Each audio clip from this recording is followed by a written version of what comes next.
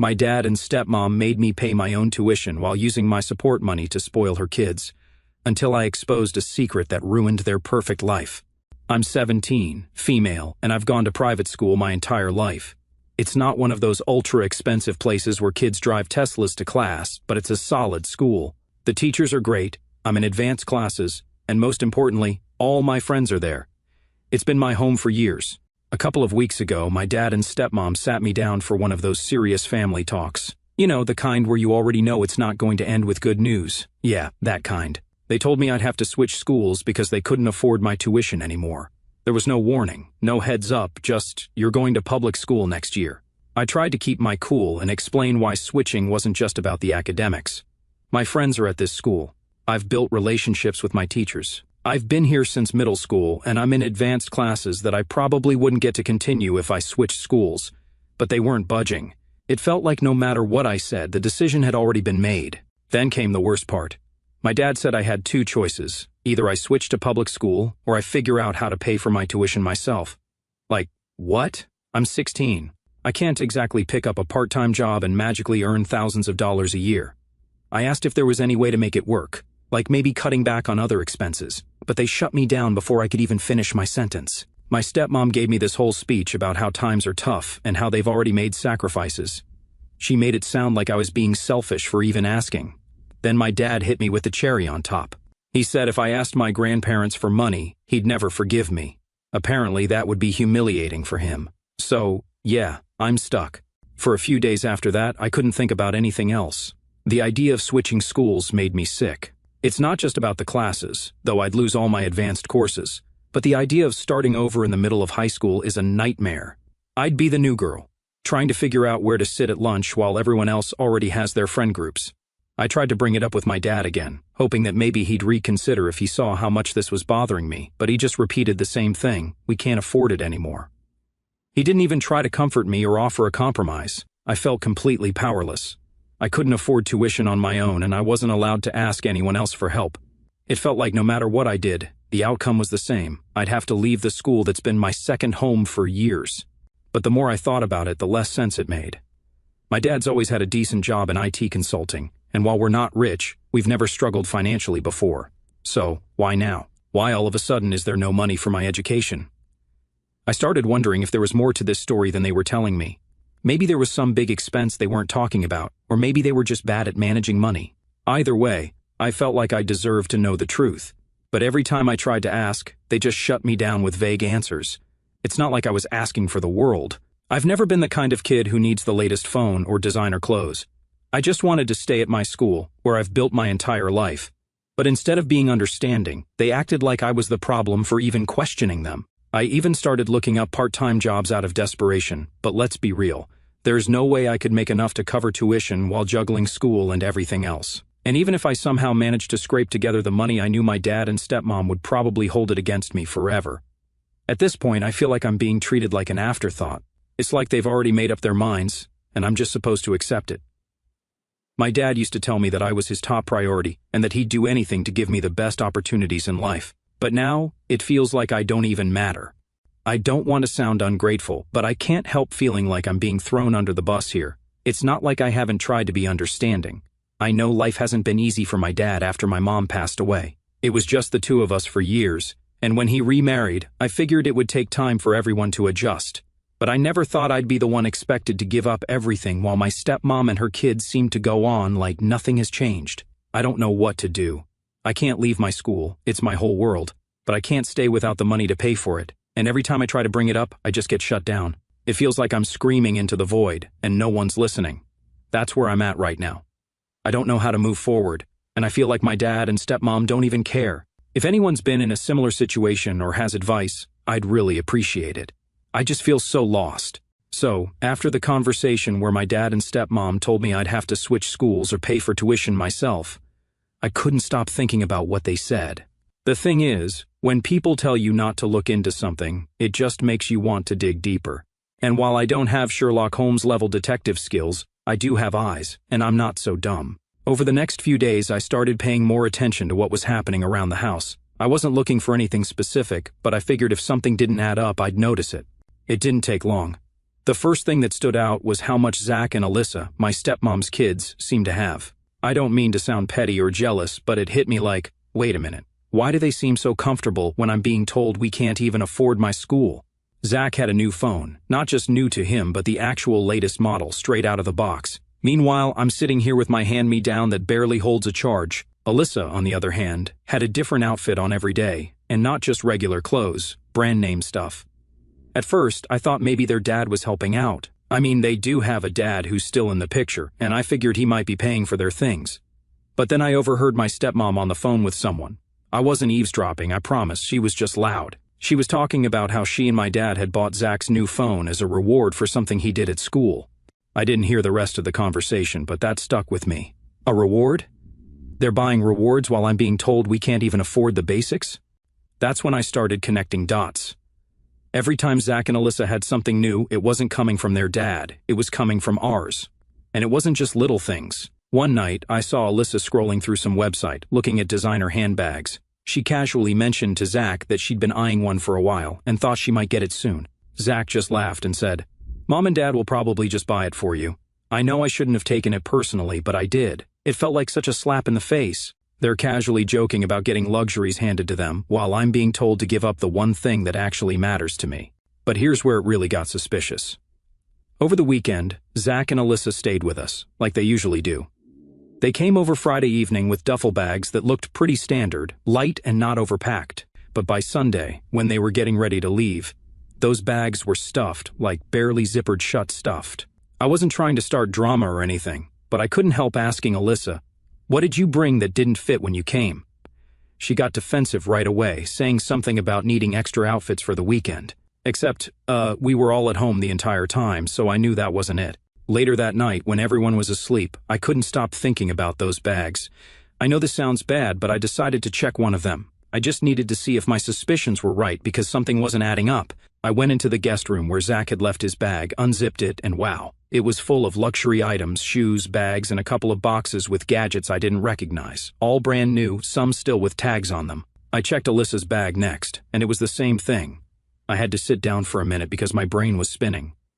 I'm being told we're so broke that I need to leave my school, and this is where the money is going? New shoes, designer bags, and tech toys for Zach and Alyssa? It felt like someone had punched me in the chest. The next morning, I couldn't hold it in. Right before they left, I asked Zach straight up, "Where did you get all that stuff in your bag?" At first he acted clueless, like he didn't know what I was talking about, but when I pressed, he sighed and said, "Mom and Dad bought it for us." I asked why they bought so much stuff, and that's when he hit me with something that made everything click. He said, "They've been trying to make it up to us, for the whole divorce thing." The whole divorce thing, that's what this was about. Zach and Alyssa never really liked my dad, and they definitely didn't like that their mom remarried. I guess my dad thought he could fix that by showering them with gifts. Zach didn't seem to think it was a big deal. He even said something like, "It's not like we're asking for it. They just want to keep us happy." He went on telling me that for the past few years my dad and stepmom had been giving them expensive gifts, and he thinks it's probably to get them to accept my dad into the family and treat him like a father figure. Although they do accept their gifts, they have no intention of accepting my father as their dad too, because they already have a dad, and they're not interested in playing happy family with another man. The guy thought he was giving me a lecture about my dad and family values and things like that, but I hardly cared about any of it. I didn't know what to say. I just stood there, feeling like an idiot. While I'm over here losing sleep about my future, my dad and stepmom have been busy playing Santa Claus to kids who don't even appreciate it. When Zach and Alyssa finally left, I sat down to process everything. It all made sense now. The vague answers, the way my dad kept brushing me off, the sudden financial problems. It wasn't that we didn't have the money, it was that the money wasn't going to me. And here's the thing, this isn't just about the stuff, it's about what it represents. My dad was willing to spend money to make Zach and Alyssa happy, but when it came to me and my education, that was negotiable. That's what hurt the most. At this point, I know I can't let it slide. I need answers, real ones, and there is only one place I could think of to go. But do you guys think I'm overreacting? That's when it hit me, I needed to go to my grandparents. For context, my mom's parents have always been a big part of my life. After my mom passed away, they stepped in to help my dad and me however they could. They're the kind of people who are just solid, like, they'll always have your back. But they also have this old school sense of fairness and responsibility, which, let's just say, doesn't always align with my dad's approach. I showed up at their house the morning after Zach and Alyssa left. I hadn't really planned what I was going to say, I just knew I couldn't sit with this by myself anymore. As soon as my grandma opened the door, she gave me one of her signature hugs. You know, the kind that makes you feel like maybe everything isn't completely falling apart. We sat down in the kitchen, and she made me tea while I tried to figure out how to start. Eventually, I just blurted it out. I think something's going on with Dad and Janet. She paused, clearly waiting for me to continue, so I started from the beginning. I told her about the whole "we can't afford your tuition" talk, the ultimatum about switching schools, and how weird my dad had been acting since then. I explained how Zach and Alyssa seemed to be living their best lives, getting new gadgets and designer stuff, while I was being told to pack up my life and move to a new school. She didn't interrupt me once, which was rare for her. When I finished, she just said, "That doesn't sound right." That's when my grandpa walked in. He's not a man of many words, but he has this way of cutting straight to the point. He asked me one question: "Do you think your dad is hiding something?" It felt like someone had just said out loud what I'd been too scared to admit to myself. I nodded, and then the floodgates opened. I told them everything, about how Zach admitted they'd been getting all this stuff as rewards, how I overheard Janet saying they'd bought Zach's new phone, and even how I'd sneaked a look at Zach and Alyssa's bags and found all those luxury items. By the time I finished, my grandma looked furious. My grandpa didn't say much, but his expression was enough to let me know he wasn't happy either. Then my grandma dropped a bomb I didn't see coming. "You know we've been sending your dad money, right?" I just stared at her, completely lost. "What do you mean?" She explained that ever since my mom passed away, they'd been helping my dad financially. At first, it was just to get him through a rough patch, because he'd lost his job and was struggling to take care of me on his own. But even after he got back on his feet, he asked if they could continue helping, just to make sure I'd have everything I needed. They agreed because, as my grandma put it, "We wanted to make sure you had the best opportunities, especially after losing your mom." She said they'd been sending him a check every month, enough to cover things like my school, extracurriculars, and anything else I might need. I couldn't believe it. I asked her how much they'd been sending, and when she told me the number, my jaw practically hit the floor. It was more than enough to cover my tuition, and then some. That's when the pieces started falling into place. It didn't take long to figure it out. The fancy bags, the designer clothes, the new gadgets. Zach and Alyssa's entire lifestyle had been funded by money that was supposed to be for me. I felt like I'd been sucker punched. I mean, I'd always known my dad had a soft spot for Zach and Alyssa, but I never thought he'd go this far. It wasn't just favoritism, it was stealing. He was taking money that my grandparents had given him in good faith, money meant to help me, and using it to buy his stepkids' affection. I must have looked as shocked as I felt because my grandma reached across the table and took my hand. "Honey, this isn't your fault," she said, her voice softer now. "If your dad's been doing this, that's on him, not you." But I couldn't shake the guilt. I felt like maybe I should have noticed sooner or said something earlier. Maybe if I'd been paying more attention, this wouldn't have gotten so out of hand. My grandpa finally spoke up. "We're going to get to the bottom of this." I wasn't sure what he meant at first, but then my grandma explained that they'd had a contract drawn up years ago when they agreed to keep sending my dad money. It was a way to make sure everything was above board. According to the contract, the money was supposed to go directly toward my upbringing, school, clothes, medical expenses, things like that. And any leftover funds were to be put into a savings account for me to use when I turned 18. Hearing that made me feel a tiny bit better, but it also made me even angrier. My dad had gone out of his way to create this agreement to make it look like he had my best interests at heart, and then completely ignored it when it suited him.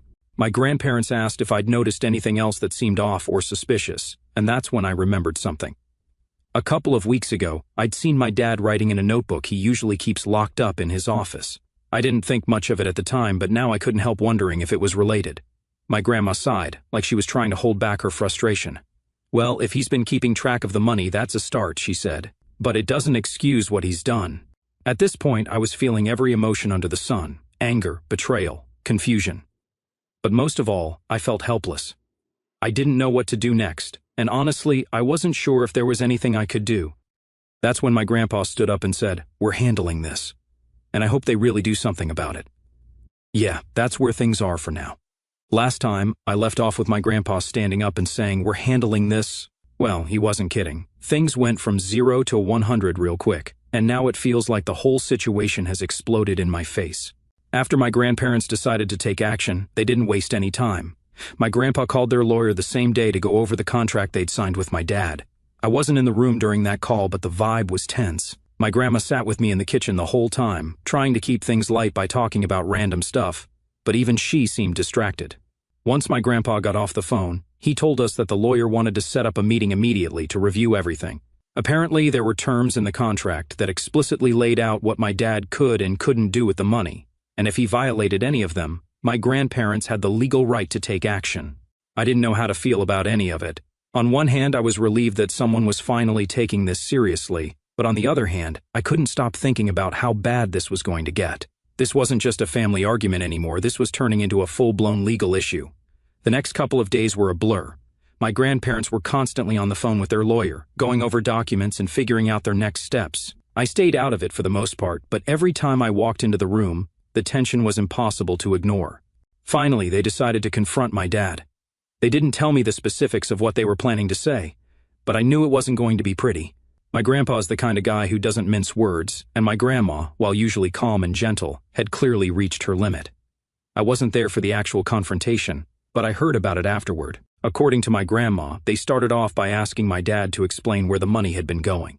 At first, he tried to dodge the question, saying stuff like, "It's complicated," and "you wouldn't understand." But when they pressed him, he eventually admitted that some of the money had been used for Zach and Alyssa. Some turned out to be a lot. He tried to justify it by saying that he was doing what he thought was best for the whole family, and that he needed to keep Zach and Alyssa happy to maintain a peaceful household. My grandpa wasn't having any of it. He reminded my dad that the money was explicitly meant for me, not for buying gifts to win over stepkids who clearly didn't care about him that. So when things got heated, my dad accused my grandparents of meddling in his life and said they had no right to tell him how to raise his family. My grandpa shot back that they absolutely had a right since it was their money he'd been misusing. At some point, my grandma said something that completely shut him down. She told him, "You're not just failing as a father, you're failing as a human being." When they told me about that part later, I didn't know whether to feel vindicated or heartbroken. I've never heard my grandma speak that harshly about anyone, let alone her own son-in-law. But the confrontation didn't end there. My dad, clearly backed into a corner, started panicking. He said he'd pay back the money and make things right, but only if my grandparents dropped a legal action. My grandma told him that it wasn't about the money, it was about trust. She said that even if he somehow repaid every cent, it wouldn't undo the fact that he'd lied and betrayed their agreement. When my dad realized he couldn't talk his way out of it, he started shifting the blame. He tried to make it sound like this was all Janet's idea, saying she'd pushed him to spend the money on Zach and Alyssa. He even claimed that she'd made him feel like he had no choice if he wanted their marriage to work. That part hit me hard. I mean, I don't have the best relationship with Janet, but I never thought she'd have that kind of influence over my dad. And honestly, even if she did push him, it doesn't excuse what he did. He still made the choice to prioritize her kids over me. By the time my grandparents left, the conversation had completely fallen apart. My dad was defensive, my grandparents were furious, and nothing had been resolved. When they got back home, I could tell they were both exhausted. My grandpa sat down at the table and said, "Well, that went about as well as I expected." My grandma just shook her head and muttered something under her breath about how disappointed she was. I asked them what was going to happen next, and they told me they were moving forward with a legal action. My grandpa said he'd given my dad plenty of chances to come clean and fix things, but at this point, it was clear he wasn't going to take responsibility unless he was forced to. Hearing that made my stomach drop. I mean, I knew things were bad, but the idea of my family being dragged into a legal battle felt like too much. I kept thinking about what this would mean for me, for my dad, and for the rest of the family. Later that night, my dad started texting me. At first, I didn't want to respond, but I thought, he's still my dad, you know? His messages were all over the place. One minute, he was apologizing and saying he'd fix everything, and the next, he was blaming my grandparents for blowing things out of proportion. He even tried to guilt-trip me, saying stuff like, "Don't you want your family to stay together? And if you talk to your grandparents, maybe we can all work this out without lawyers." I didn't know how to respond. Part of me wanted to believe he was being sincere, but another part of me couldn't ignore how manipulative it all felt. It was like he was more worried about saving his own skin than actually making things right. By the end of the night, I decided to stop responding. I blocked his number again, at least for now. I needed space to think and figure out what I wanted to do next. That's where things stand for now. My grandparents are moving forward with the legal process, and I'm trying to focus on school while everything unfolds. It feels like my life has turned into one big mess, and I don't know how to make sense of any of it. Do you guys think I should forgive my father? Because I keep thinking about whether I'm making the right decision or not. So, things have been awkwardly quiet since I blocked my dad. My grandparents are handling all the legal stuff, and I've been trying to keep my head down and focus on school.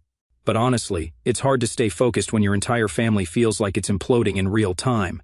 Then, out of nowhere, my dad called me. I didn't recognize the number because, of course, he used a burner phone. For a second, I thought about hanging up, but something told me to hear him out. The moment I answered, I knew it was him. His voice was shaky, like he was trying to sound calm but couldn't quite pull it off. He jumped right in without giving me a chance to say anything. He said, "Hey, I know I've messed up. I just want to talk, okay?" I stayed quiet, partly because I didn't know what to say and partly because I wanted to see where he was going with this. He started apologizing, saying he knew he'd let me down and hadn't been the father I deserved. He said he regretted everything, taking the money, lying about it, and putting me in this position. For a split second, I felt like maybe he was being sincere. But then he kept talking, and something about his tone shifted. He said, "Look, I know your grandparents are upset, but this doesn't have to go any further. If you talk to them and convince them to drop the legal stuff, I promise I'll fix everything. I'll pay them back. I'll put money aside for your school, whatever you want." That's when it hit me. This wasn't about making things right. This was about saving himself. I asked him, "Why didn't you just do the right thing from the start? Why wait until lawyers are involved?" He hesitated for a second and then said, "I didn't think it would get this far. I thought I could handle it on my own." That answer didn't sit right with me. It sounded less like an apology and more like an excuse. He wasn't sorry for what he did. He was sorry he got caught. I told him I couldn't help him, that if he wanted to fix things, he'd have to do it himself. He started to get defensive, saying, "You don't understand how hard this is for me. I'm trying to protect this family, and I need you to help me do that." Protect the family? I almost laughed. The same guy who put me in this situation was now trying to play the hero. I stayed calm, but inside I was fuming. I told him, "If you wanted to protect this family, you wouldn't have spent money meant for me on Zach and Alyssa. You wouldn't have lied about it, and you wouldn't be trying to guilt-trip me into cleaning up your mess." He got quiet after that. For a second, I thought maybe I'd gotten through to him. But then he pulled out his last card. He said, "You're my daughter. Doesn't that mean anything to you? Don't you want us to get past this and be a family again?" That part hurt. As much as I've been angry with him, he's still my dad, and there's a part of me that does want things to go back to the way they were before all this. But the problem is, I can't unsee what he's done. I can't just pretend everything is fine. I told him, "I do want us to be a family, but not like this. Not when it feels like I'm the only one trying to do the right thing." He didn't have a response to that. He just sighed and said, "I don't know what else to say. I'm sorry, I'm trying." I told him I needed time to think and hung up. After the call, I couldn't stop replaying the conversation in my head. At first, I felt guilty. Maybe I should have been more forgiving or given him a chance to explain himself. But the more I thought about it, the more I realized that his apology wasn't about fixing things. It was about getting me to fix them for him. He didn't want to take responsibility for what he'd done. He just wanted me to smooth things over with my grandparents so he wouldn't have to face the consequences. That night, I talked to my grandparents about the call. I told them everything he said, including the part where he asked me to convince them to drop the legal stuff. My grandpa just shook his head and muttered, "Typical." My grandma looked sad but not surprised. She said, "Honey, this isn't your burden to carry. You didn't create this mess, and you shouldn't feel responsible for cleaning it up." Hearing that helped a little, but it didn't erase the knot in my stomach. The next day, I got a text from my dad. Honestly, I'd unblocked his number after the call, thinking maybe we could have a real conversation, but it was more of the same. He said he'd been thinking about what I said and wanted to make things right. He even offered to start therapy as a family, which caught me off guard because he's always been the, "we don't need a therapist, we can handle this ourselves" kind of guy. For a second, I thought maybe he was serious, but then he ended the message with, "If we can just get your grandparents to back off, I know we can fix this." And just like that, I knew nothing had changed. At this point, I'm done trying to make sense of his actions. I've spent so much time wondering why he did what he did, and honestly, I don't think I'll ever understand. What I do know is that I can't keep letting him drag me into his mess. I texted him back and told him I needed space. I said that if he was serious about fixing things, he'd do it without expecting me to play mediator. He hasn't responded, and honestly, I don't think he will. That's where things stand right now. My grandparents are still moving forward with the legal action, and I'm staying out of it as much as I can.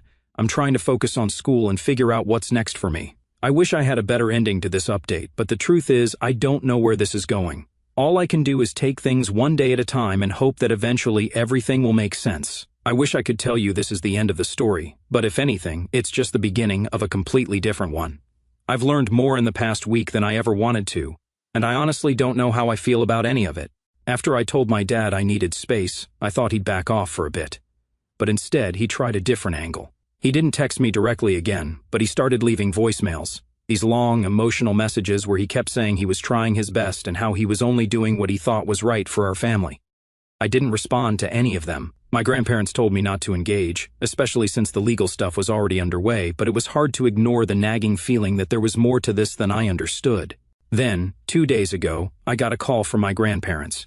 They had just come back from another meeting with their lawyer, and they wanted to talk to me about something important. When I got to their house, my grandpa wasted no time. He said, "We found out what's really been going on." Apparently, during the legal process, their lawyer requested financial records from my dad to prove where the money had been going. It took some back and forth, but eventually, they got what they needed. What they found, well, let's just say it wasn't what any of us expected. It turns out my dad hadn't just been spending the money on Zach and Alyssa. That was bad enough, but it wasn't the whole story. A significant portion of the money had been going towards something else entirely, a business venture that my dad had been trying to start behind everyone's back. I felt like the floor had been ripped out from under me. All this time, he'd been telling me there was no money for my school, no money for my future, and yet he'd been funneling it into some secret project. My grandparents explained that the business wasn't even doing well. From what the lawyer pieced together, it looked like he'd been hemorrhaging money for months, trying to keep it afloat. That's probably why he started leaning even harder on the money my grandparents were sending. But the business wasn't just a bad idea, it was a flat-out scam. My dad had partnered with some shady entrepreneur who convinced him to invest in this get-rich-quick scheme. From what we could tell, it was one of those multi-level marketing setups where the only people who make money are the ones at the very top. I couldn't believe what I was hearing. Is my dad that stupid to fall for something like that? And more importantly, how could he gamble with money that wasn't even his? At first, I felt angry, like how dare he do this to me, to us. But then, the more I thought about it, the more I started to feel sad. My dad had always been someone I looked up to. He wasn't perfect, but I thought he was smarter than this. I thought he cared more about me than chasing some stupid dream. The worst part? My grandparents told me that when their lawyer confronted him about the business, he tried to play it off like it wasn't a big deal. He claimed that he was doing it for me, that he was trying to build something that would secure our future. Let me tell you, I've heard some ridiculous excuses in my life, but that one takes the cake. The reality is, my dad wasn't doing this for me. He was doing it for himself. He saw an opportunity to make a quick buck and didn't care who he hurt in the process. And when it all started falling apart, instead of owning up to it, he doubled down and dragged me into his mess. After hearing all of this, I realized there was no coming back from it. The apology call, the voicemails, the promises to fix everything. It was all just another way to manipulate me into cleaning up his mess. That night, I sat down and wrote him a long message. I told him I knew about the business, about how he'd been lying to me and my grandparents, and about how deeply he'd betrayed my trust. I said that while I loved him, I couldn't keep him in my life anymore. Not as long as he continued to prioritize his ego over everything else. I told him I wasn't blocking his number this time because I wanted him to understand that this wasn't about me running away from the situation. It was about me taking control of it. His response came about an hour later. It was short and defensive. He said, "You don't understand the whole story, and it's not fair for you to judge me without knowing everything." That was it. No apology, no explanation, just another excuse. At that point, I knew I'd made the right decision. Now, I think I have to readjust. My grandparents have been incredibly supportive through all of this, and they've assured me that no matter what happens with the legal case, they'll make sure I'm taken care of. It's not easy, though. Cutting ties with someone who's supposed to love you unconditionally is one of the hardest things I've ever done, but I know it's what I needed to do. As for the business and the lawsuit, my grandparents are handling it. Their lawyer is confident that they'll be able to recover at least some of the money, but honestly, I'm not holding my breath. At this point, I'm just trying to focus on school and my own future. So yeah, that's where things stand right now. It's not a happy ending, but it's an ending, and maybe that's enough for now.